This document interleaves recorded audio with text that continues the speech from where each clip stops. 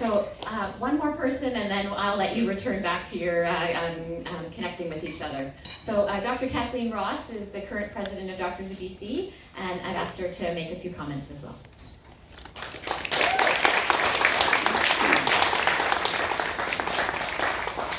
I don't think I can top either of the previous commentaries, but I'm representing Doctors of BC. It's your professional organization, which means I represent equally specialists of all natures, consultants, everybody.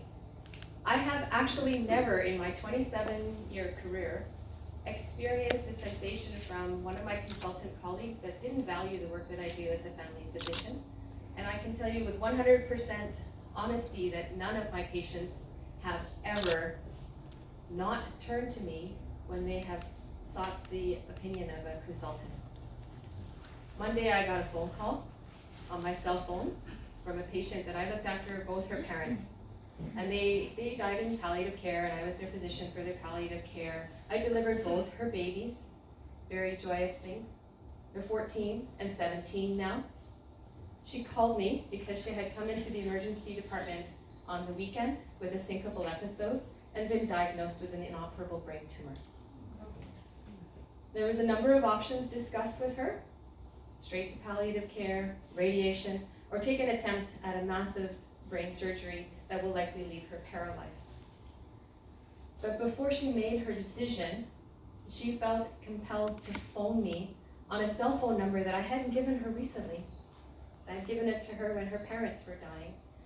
And she had hung on to it all those years and phoned me because as that longitudinal touchstone for her family for all of those years, she needed to speak to me before she could make decisions about where to go.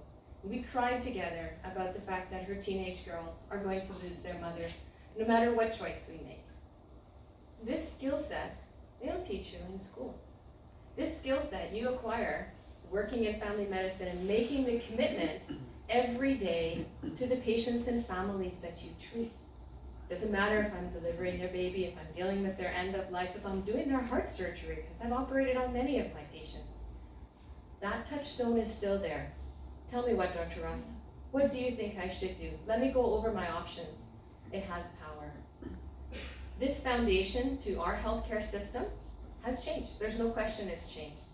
And as the president, representing both consultant and foundational grassroots primary care physicians, I understand the importance that we actually work together to support each other, support primary care, and develop our healthcare system in a way that makes sense to our patients, to us, and to the system responsibly at large. I didn't want to say a whole lot, but I started talking about brain tumors.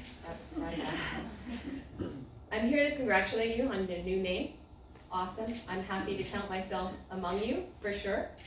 And congratulations to everyone for the work that they do. And I tell you from the bottom of my heart that family medicine does rule the world.